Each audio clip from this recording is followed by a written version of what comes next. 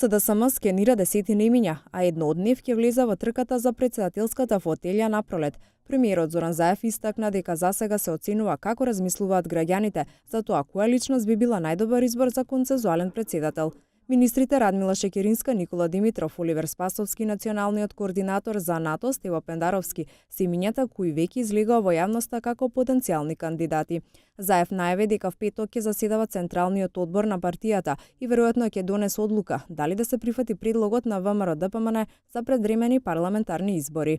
Да го изнајдеме најприфатливото решение, најприфатливото решение впрочем би значило максимално консензуално прифатливо решение. Консензуален во Македонија значи сите да станеме за него. Тоа е невозможно, веројатно опозиција и власт ќе се поделуваме, но во секој случај јас ќе се обидам да разговарам дури и со одредени опозициони партии, секако доколку имаме сериозни одлуки за кои што би прво дома во мојата партија, па во коалицијата би прифатиле вакви имиња за да може да прошириме и опфатот на сите.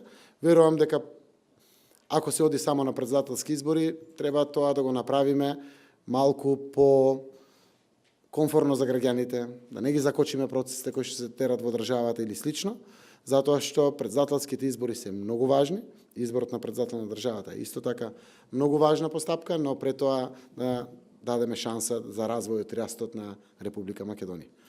Поранешниот премиер и сегашен универзитетски професор Владо Бучковски во вчерашното гостување во 1 ТВ истакна дека праксата на СДСМ е за претседателски кандидат да предлага истакнати партиски челници. Двајцата подпредседатели се сериозни кандидати и тројца или четворица кои не се партиски кадри, но кои можеби може да донесат повеќе гласови од оние кои не се само поддржувачи на СДСМ. Значи, тука е јавно веќе се говори за повеќе кандидати, почнувајќи од Димитров, преку Пендаровски, професорот Денко Малевски, па и некои изненадување, некои дами кои се можеби блиски до опозицијата, а можеби се во последен момент некои од изненадувањата.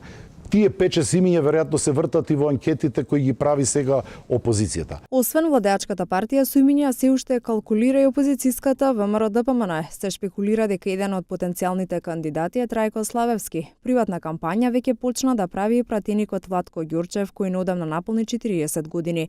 Но официјално кој ќе биде нивниот човек ќе се знае по конвенцијата на партијата, изјави вчера генералниот секретар Игор Јанушев. Од албанските парламентарни партии засега никој не истакнал кандидат. Првиот круг од претседателските избори треба да се одржи на 13 април.